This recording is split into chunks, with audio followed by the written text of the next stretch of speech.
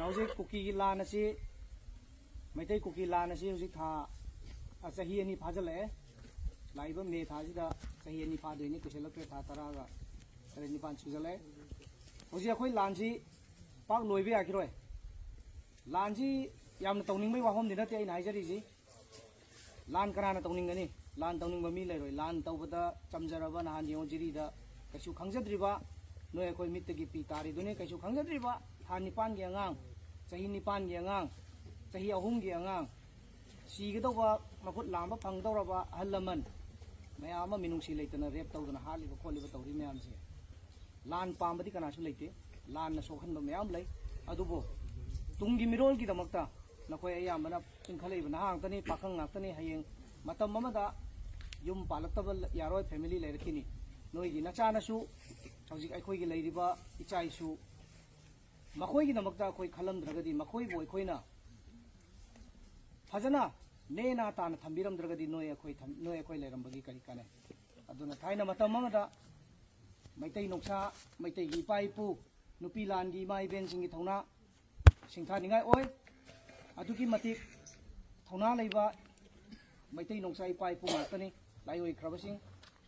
अदि इमा इबेलसिंगसु अदुमंगाय ब्रिटिश की संगिन पानबा नोंमैगा इमा इबेलसिंग मुकनाबदा इमा इबेल 17th century दगी शांतिदास गोसाई गरबनी वास मतमदगी हौख्रबने सिंदूर थिनबा पोलोय सेपा को तुलसीदा लाइखुरुंबा तुलसी सुमांग तुलसी खिनबा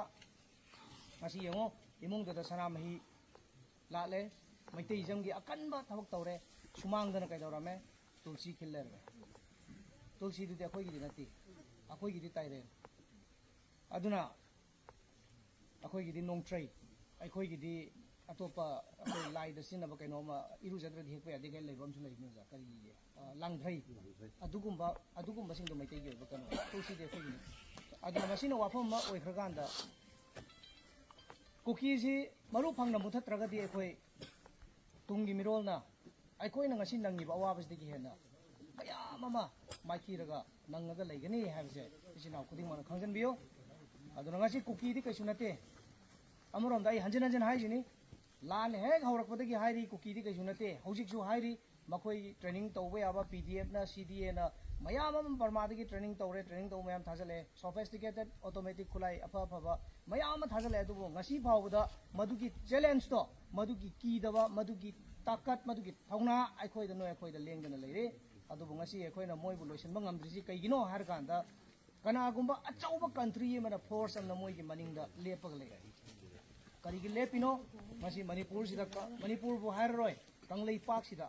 मैत्रबाग हाइना मतम अमदसु कौरंबा मैतैगी लेबाक मैतैगी मखादा लोइना लेरंबा मैतैगी निंथौदुदा लेरिबा लंदम सिदा लेरिबा फुरुप खुदिंगमकी खुलाकपा निंथौसिंगसिना लोइपोट कादना चिंगी फौ कादना सेबोट थिलक्तना माइरेन थिलक्तना खुदिंगमक लोइनमक आलू पान हवाई लोइ थिलक्तना कारक्तना लेरिबा मेरा हौ चोंबदा पुनमक तु कौरगा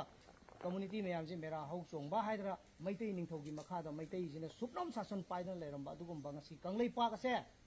ngasi di minority tare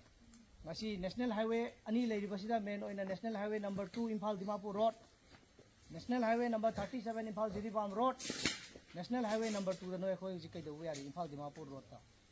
noi khoi gi chakhau ji kai di chari Imphal Dimapur road ta gi amadi Jiribam road ta pusilakada potu Imphal Dimapur road si ngasi mai tai amati sa phongre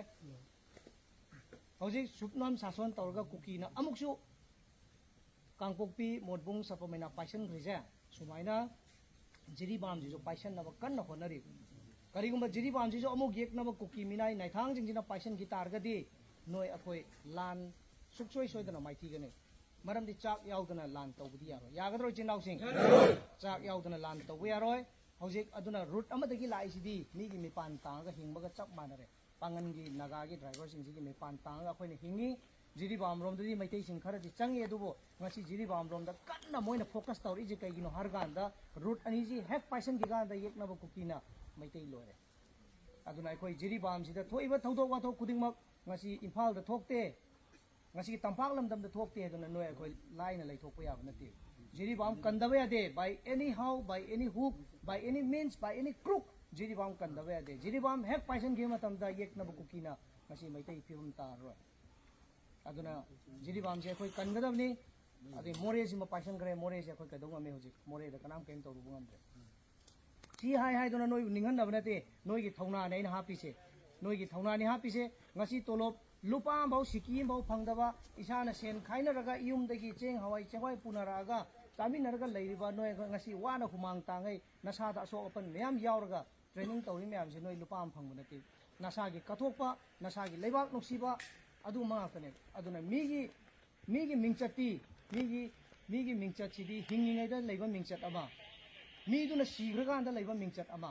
doctor engineer IAS officer IPS officer मयाम से ठिकादार vote लेफम मयाम से हिंगिङैदा मोइगी मिंगचत लैय अदुगी नुपादु अदु तौई सेंजाव पाई अदु तौबंग अमे अदा मोइ सीग्रगांदा लोइरे नोय अखोय हुजिक मिंगचत अमता लैते मिंगचत तानबै थोरकपसु नते अदुबो नोय अखोयगी मिंगचती हयेंग सीग्र मतुंग लैगने ngasi arambai tengol gi amadi atopa ichinau mayam gi leikidro photo mayam thetana ngasi mapam khudingda iratana sahi khudingi ekhoina maduda dhuk thangmai katana tawri mayam do nomata IAS officer IPS officer amagi photo da khoi katlaga adumai tawrude vote lepa nupa amgi mi amagi photo da khoi adumai tawrude adu kaisu leitawa miyamna thau leitaba miyamna mitibong mitamban irang sagat panena khalliba lebak nungsibai damakta ngakcheriba thokleiba yumda leiminagada bai tu icha loi thadoga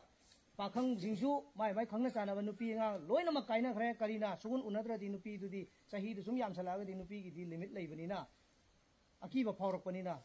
nupi jing do tok thore adumaina nangonda gi irei bang ne hena loi haidana khallaga lairi bai chinau mayam jeng asi di kana gumba kharna thina ngangnab su yawi ko adubu noy khoi khang batai noy khoi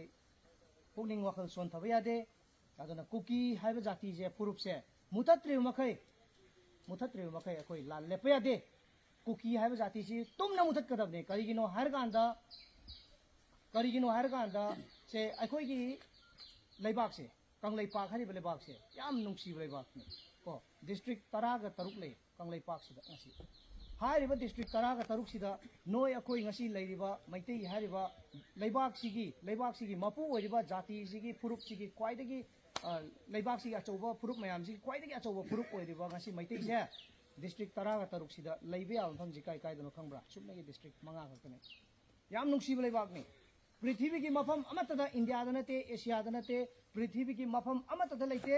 सिगुम मफम से ngasi pikhraba leibak kanglei pak hari mafam sida ai isagi iramdam assembly so amakhak leiba chief minister so amakhak leiba governor so amakhak leiba chief secretary amakhak leiba DGP amakhak leiba aduga nang aina ningtamna leiba yadeba atopa district lemhori taraga mathoi